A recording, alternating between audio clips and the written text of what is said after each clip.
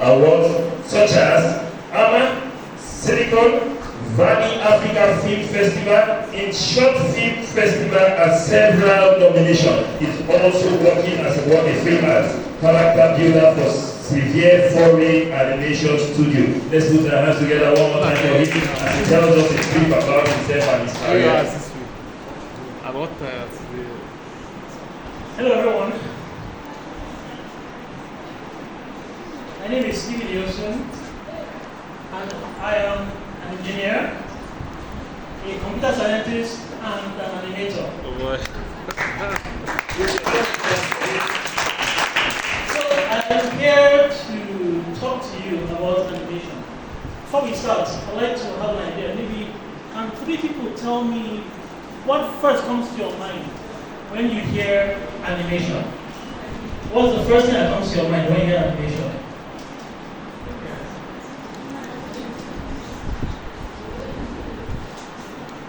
Okay, what I think about is what class I made is cartoons.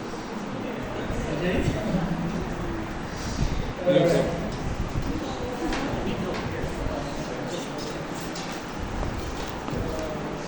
What I hear first is a picture of a person or structure or something. Okay. Thank you.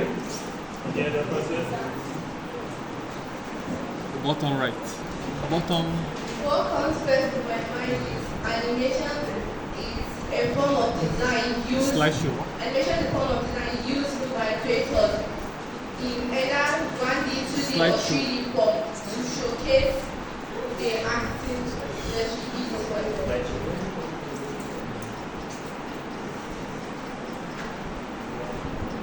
Sorry, come again.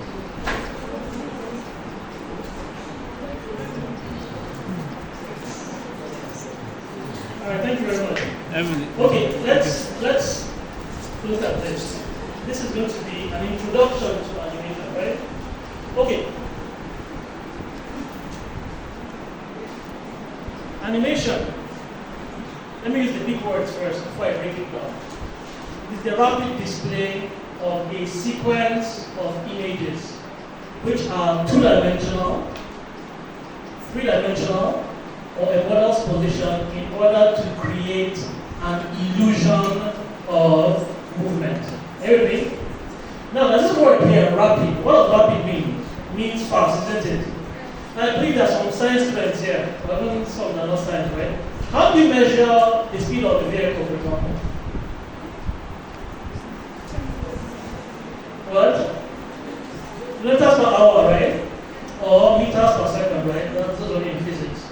Now, in animation, the speed is in frames. We call it frames per second. Everything? In every animation, once you see 1 second of animation, 1 second, it means 24 different images were played very, very fast. Everything? Now, let's look at this. I mentioned something about 2D and 3D. Now, do you know what I love about animation? You can go into animation from any field. You mustn't specialize in something. You can be a medical doctor and choose to go into animation. You can be an architect, even a lawyer, and still go into animation. That's a good thing about it. Now, I mentioned something about 2D and 3D. Now, if you look at these shapes, we have one on the left and we have one on the right. This is what we call a 2-dimensional shape. We have only length and what? Width. Remember our little mathematics, right? Length and what? Width, okay? Now, if you look at, for example, a drawing. Let's assume this is a drawing, right? Is there any way I can look at this image and see from the side? Is it possible? No, sir. It is because it is a 2-dimensional shape, it is flat. But 3 dimensions is anything that has length, height, and depth. Now let's go to your mathematics a bit. You see, mathematics is very important when it comes to a lot of fields, even animation. Now, how many of you have plotted a graph before? We plot x, y against what? X, isn't it? But when it comes to 3D, we plot y against x against z. You know we have y this way, right? X is this way, right? Z is the one coming out of the paper into the world. That's what we call it 3 dimension. Now, I'm going to take a lot of breaks. I'm going to switch to certain things because I need to understand that. I'm going to go into showing you a few things. So, let's look at this.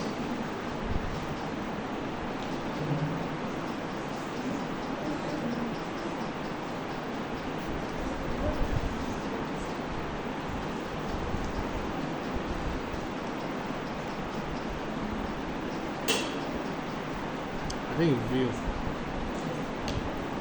No.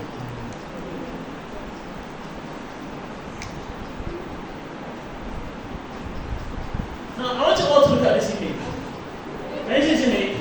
What is this? It's a ferry, right? Now, what I'm going to do is I'm going to confuse you a bit. Let's do a little bit of brain work. I'm going to take away the image. I've distracted you. I've broken your attention. Now, what if I start asking you certain questions about this image? There's a possibility some of you might forget a few things, right? If I ask you questions about this image in the next 1 hour, some of you might not remember anything. That's because our brain retains images for a very short period of time. And if another image can come into your view that is similar to the previous one, your brain might not be able to detect the difference and might see it as movement. What this means is every animation you have seen isn't moving. All the cartoons you have seen, be it Moana, Shrek, Frozen, Tom and Jerry, they are not moving, they are still images. But these images are being shown to you so fast that your brain thinks that it is moving. Now, this here is a folder that has 100 images. 24 is 1 second. Another 24 is what? 2 seconds. Now, what I showed you was image number 1, isn't it? Now, I broke your attention. Now, I'm going to show you image number 2.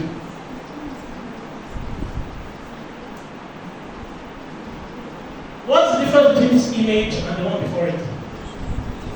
Eyes. You know any difference, or are you imagining? Have you seen any difference?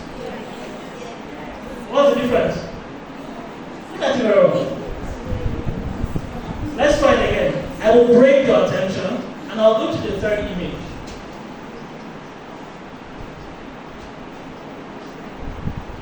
Any difference? What's the difference? Are you just guessing? Now, you won't see any difference because this image and the one before it are very similar. What I'm going to do is I'm going to show you all of them at once based on the definition of animation, rapid display. This is what we're going to get.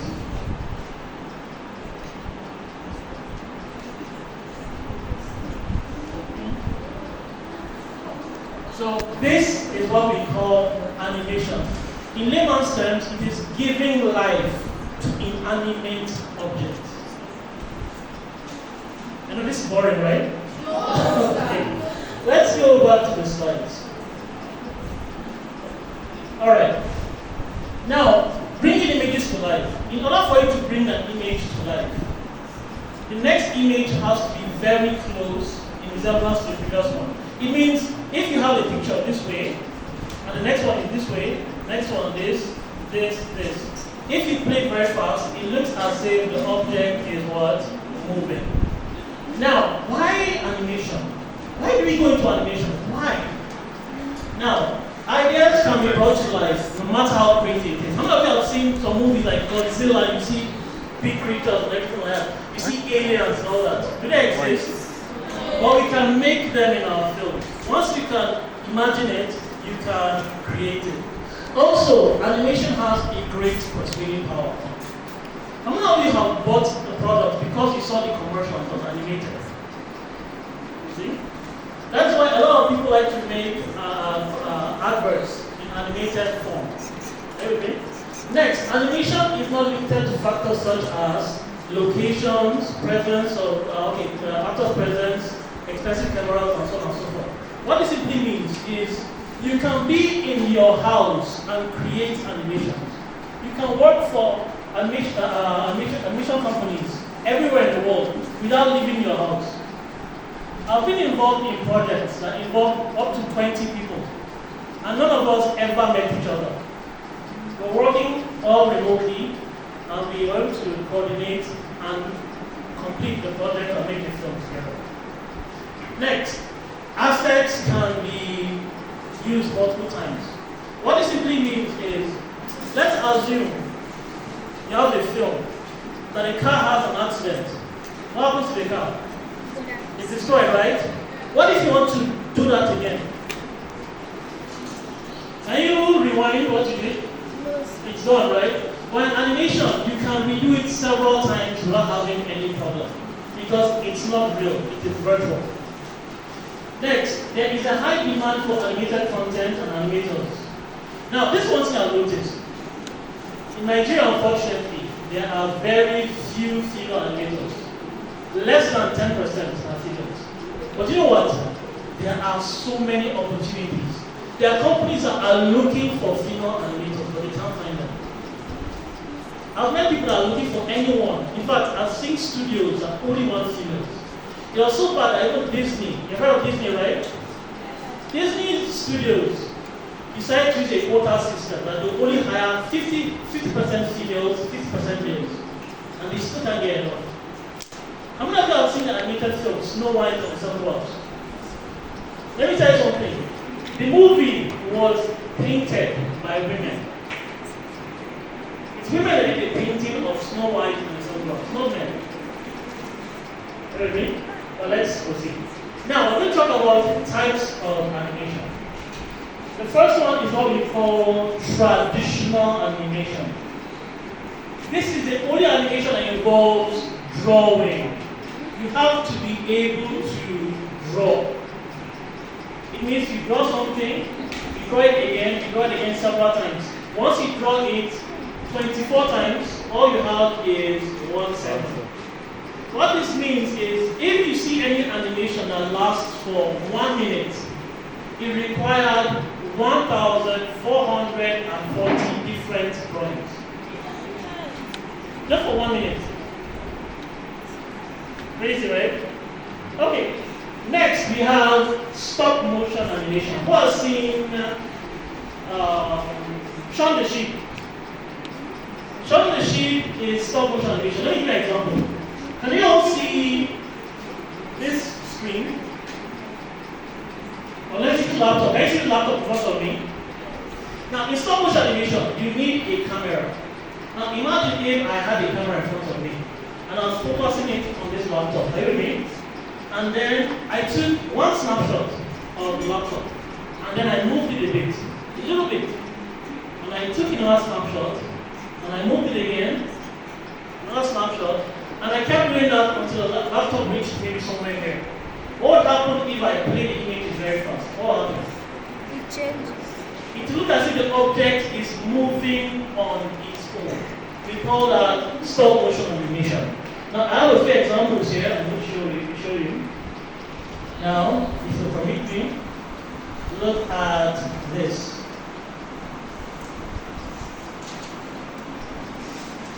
I'm going to see just a few things.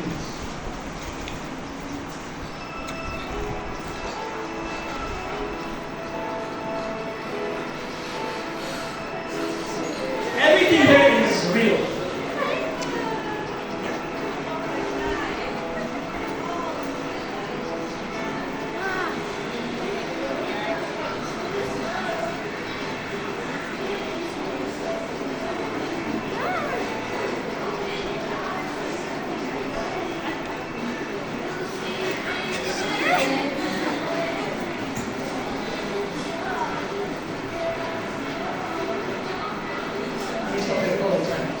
Now, everything you're seeing on the screen was moved very tiny, and then they took a snapshot, they moved, snapped, moved, snapped. You do that for everything here. When they play it fast, like I showed you in the picture of the ferry, everything appeared to be moving on their own. There are several other ones. I don't have time to show you all, but let's look at just one more. Look at this one.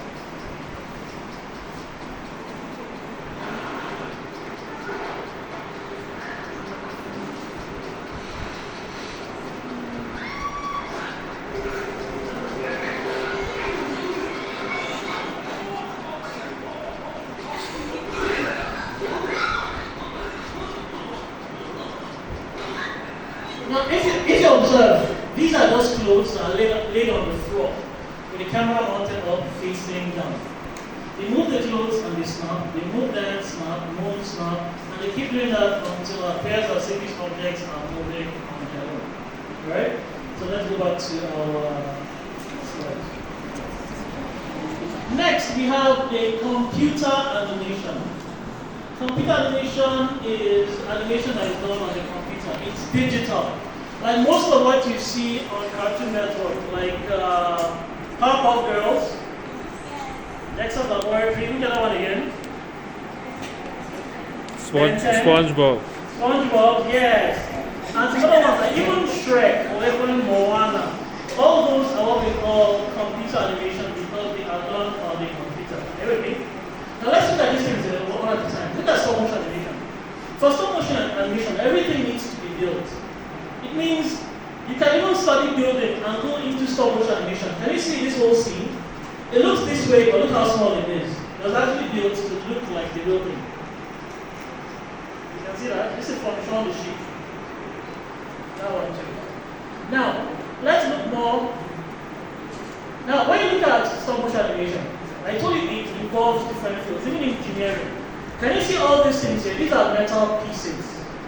They represent skeletons. These skeletons are what they use for the puppets, so you can be able to move them around. I believe everyone here has played the toys, right?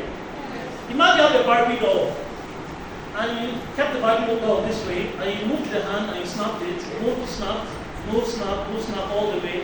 You have Barbie moving on her own. So all these characters all have skeletons. It means you need to have an idea of anatomy. This is a little example of that. If you permit me again.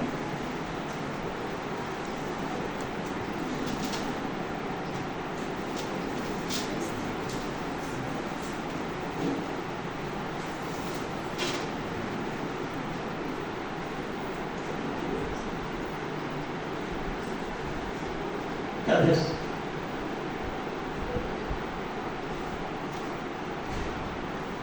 What it meant was that they would move the doll a bit and snap, move, snap, everything. And she has a skeleton within that enables the animators to be able to pose the character. Same thing with this one. How many of you have seen the film Paranormal? Now this is how a doll is made, the puppet or whatever.